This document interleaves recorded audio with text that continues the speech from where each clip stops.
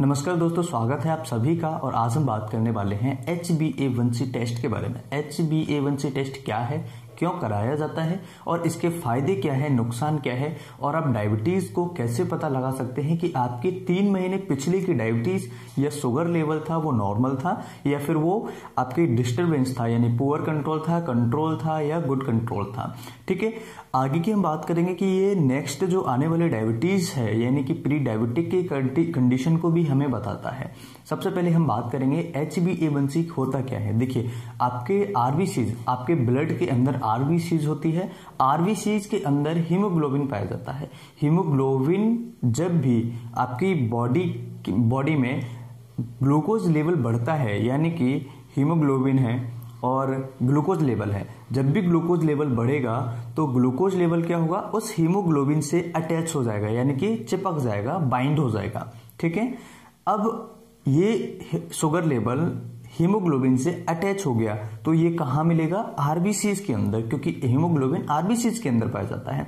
तो यहां पर हमें सबसे पहले क्या बात ध्यान रखनी है, HbA1c होता है वो हीमोग्लोबिन यानी आरबीसी के अंदर जो ग्लूकोज है उसको पता लगाता है। ठीक है, और जो फास्टिंग, रैंडम ये जो टेस्ट होते हैं वो अलग होते हैं, वो आपके ब्लड में जो सर्कुलेशन में चल रहा है उसका पता लगाता है। लेकिन ये आरबीसीज के अंदर हीमोग्लोबिन होता है, उससे कितनी शुगर लेवल अटैच हुआ है उसको पता लगाता है। ठीक है, अब बात करते हैं, अगर आपका शुगर लेवल कम होगा तो जो हीमोग्लोबिन है उससे आपका शुगर लेवल कम अटैच होगा, यानी कम जुड़ पाएगा, यानी कि नॉर्मल रहेगा। अगर मान लीजिए आपका शुगर लेवल बढ़ता है तो वो आरबीसी से ज्यादा अटैच होगा, तो जब हम टेस्ट कराएंगे तो इसमें बढ़ के आएगा और ये एक्यूरेट होता है। इसके मेथड की बात करें तो मेथड आपके 4 मेथड होते हैं। सबसे पहला मेथड होता है इसमें HPLC, जो कि सर्टिफाइड और एक्यूरेट जो वैल्यू होती है वो आपको प्रोवाइड कराता है। दूसरा होता है इम्यूनी एसे, और उसके बाद में होता है आपका एंजाइम एसे, और इसके बाद में होता है आपका बोरोनेट एफिनिटी। लेकिन सबसे जो अच्छा टेस्ट है, जो सबसे अच्छे वैल्यू रिजल्ट्स जो आने वाले हैं वो होता है आपका HPLC टेस्ट के बारे में। तो यहां पर हम सबसे पहले अगर HbA1c कराते हैं या फिर कोई आपको रिकमेंड करता है तो आपको हमेशा ध्यान रखना है, आपको ऐसी लैब से कराना है जिनके पास HPLC की सुविधाएं ऑलरेडी हो। सबसे पहला पॉइंट ये। दूसरी बात, बाकी के 3 जो मेथड हैं इनके वैल्यूज कभी कभी एक्यूरेट नहीं आते, जिसकी वजह से आपकी रिपोर्ट्स भी गलत आ सकती है। हम बात करते हैं इसके डिसएडवांटेज या फायदे या नुकसान के बारे में। देखिए, फायदा क्या है इस टेस्ट के बारे में। सबसे पहला फायदा होता है ये टेस्ट कभी भी करवा सकते हैं आप, कभी भी, यानी कि कुछ भी खाने के बाद इस टेस्ट को किया जा सकता है। दूसरी बात, इस टेस्ट के लिए फास्टिंग या रैंडम कभी भी करा सकते हैं, लेकिन फास्टिंग रहने की कोई जरूरत नहीं होती। जैसे कि कहते हैं सुबह मॉर्निंग में आपको टेस्ट कराना है, आपको 1 घंटे के पहले कुछ खा लेना है, उसके बाद नहीं खाना है, ये सारी चीजें आपको नहीं करानी। तीसरी बात, किसी भी एज में करा सकते हैं। चौथी बात सबसे बढ़िया ये है कि इसको 3 से 6 महीने में रिपीट कर सकते हैं, जो कि आपको पोस्ट डायबिटीज, जैसे किसी पेशेंट को डायबिटीज है तो ऐसे पेशेंट में पता लग जाता है कि 2 से 3 महीने के अंदर उसकी डायबिटीज किस हिसाब से रही, ज्यादा तो नहीं हुई, ज्यादा कम तो नहीं हुई, बड़ी हुई तो नहीं, तो ये इस वैल्यूज को भी बताता है। अब हम बात करते हैं इसके नॉर्मल वैल्यूज के बारे में। नॉर्मल वैल्यूज में आपको एक रिपोर्ट बता रहा हूं, इसमें हम इसका टारगेट होता है 7 से नीचे, 7% से नीचे जो टोटल ग्लूकोज होता है, जो टोटल ब्लड होता है, उसमें से जो परसेंटेज होता है ग्लाइकेटेड हीमोग्लोबिन का, जो शुगर लेवल का, उसे हम निकालते हैं, जो परसेंटेज में निकाला जाता है। मैं टेस्ट आपको बताने की कोशिश करता हूं। ये देखिए, मेरे पास एक टेस्ट है, ये टेस्ट में हम आपको दिखाने की कोशिश करूंगा। HbA1c लिखा हुआ है, देखिए HbA1c जो टेस्ट आपका किया गया है HPLC के द्वारा। देखिए HPLC ये सर्टिफाइड होता है ना, इसका जो लेवल होता है वो बहुत ही अच्छा और बहुत ही एक्यूरेट जो वैल्यूज आती हैं। अब बात करते हैं इसके रेफरेंस रेंज के बारे में। देखिए, ये वैल्यू आपकी नॉर्मल दी हुई है 4.9, इस पेशेंट का जो परसेंटेज है वो 4.9 है, यानी कि लेवल गुड है, यानी कि इसको डायबिटीज ना तो पहले थी और ना आगे होने के भी चांसेस हैं 2 से 3 महीने के लिए। ठीक है, हम बात करते हैं इसके रेफरेंस वैल्यूज की कि किस पेशेंट डायबिटिक, प्री डायबिटिक है, डायबिटीज पेशेंट है या फिर जो कंट्रोल है। देखिए सबसे पहला है जो नॉर्मल क्राइटेरिया होता है 5.7। देखिए बिलो 5.7 से आपका नॉर्मल क्राइटेरिया होना चाहिए।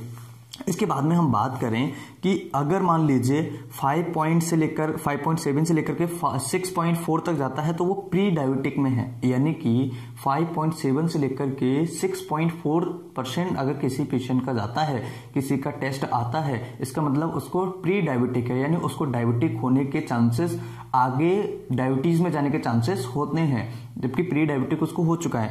अगर हम बात करें 6.5 से अगर ज्यादा जाता है, यानी कि उसको डायबिटीज ऑलरेडी हो चुकी है या फिर उसको डायबिटीज है।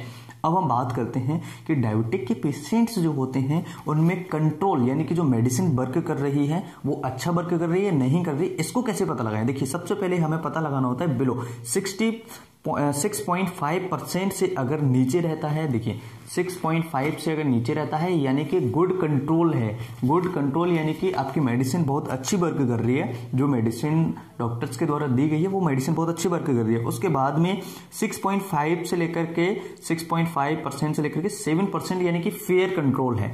फेयर कंट्रोल यानी कि आपकी मेडिसिन एवरेजन बहुत अच्छा वर्क कर रही है। अगर मान लीजिए 7 से ऊपर जाता है तो ये टारगेट जो है हमारा 7 से नीचे रखने का, ये इससे ऊपर जा रही है, तो यहां पर आपको अनसैटिस्फाइड कंट्रोल यानी कि मेडिसिन आपकी हो सकता है वर्क नहीं कर रही हो या कम वर्क कर रही हो।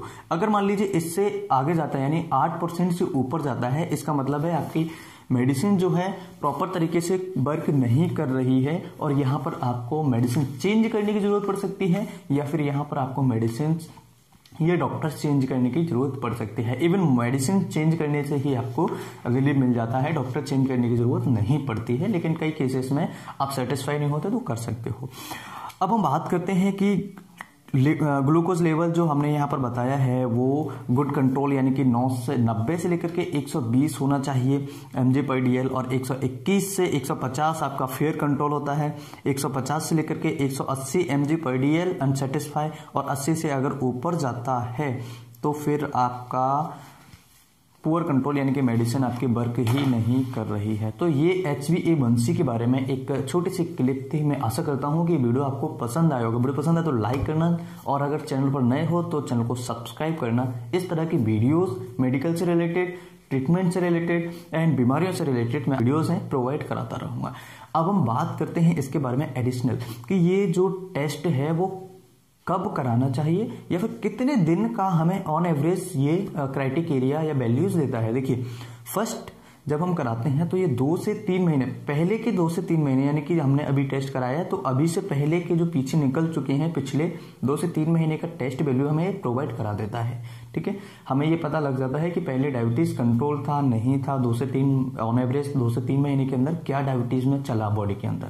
ठीक है, अगर मान लीजिए ये हम अभी कराते हैं तो ये एवरेजन आगे के लिए भी हमें ये होशियार कर देता है कि प्री डायबिटिक का जो पेशेंट होता है तो उसमें आपका जो लेवल है वो बढ़ के आएगा 5.7 से लेकर के 6.4 तक आपका बढ़ के आएगा, यानी कि वो प्री डायबिटिक है। तो ऐसे पेशेंट को क्या होता है, डॉक्टर के पास तुरंत जाना चाहिए और डॉक्टर से अपना ट्रीटमेंट लेना चाहिए। तो ये वैल्यूज हो गए।